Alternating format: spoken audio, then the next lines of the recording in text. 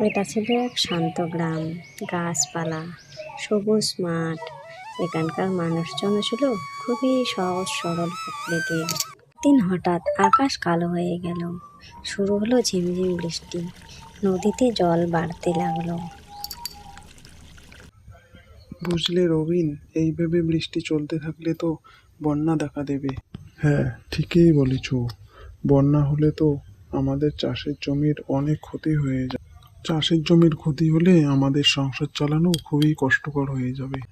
বউ বাচ্চা নিয়ে যে কি করব ভাবলেই যেন গা শিউরে ওঠে। সারাদিন এভাবে বৃষ্টি চলতে চলতে গ্রামের রাস্তায় জল ঢুকলো। মাঠ ঘাট একেবারে জলে ভরপুর হয়ে গেল। জল কমার যেন কোনো নামই নিচ্ছে। মা, বাইরে তো অনেক জল, রাস্তাতেও জল, মাঠে ঘাটে সব জায়গায় খালি জল আর জল।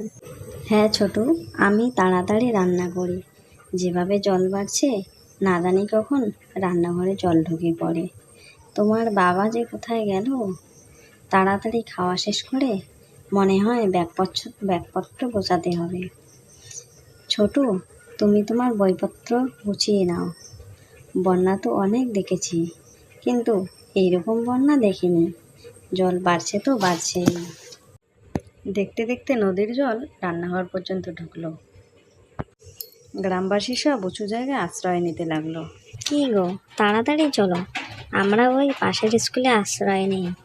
না হলে আমরা আমাদের বাপের বাড়ি যাই, এখানে তো আর থাকা যাচ্ছে না। বাড়ি ছেড়ে কোথাও যাব না, তুমি বরং ছোটকে নিয়ে পাশের স্কুলে যাও।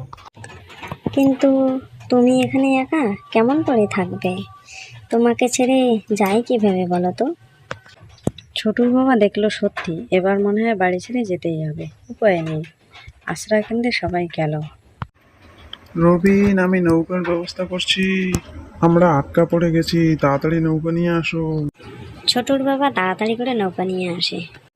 রবিন, নৌকায় উঠে এসো। চলো এখন বাকিদেরকে নৌকায়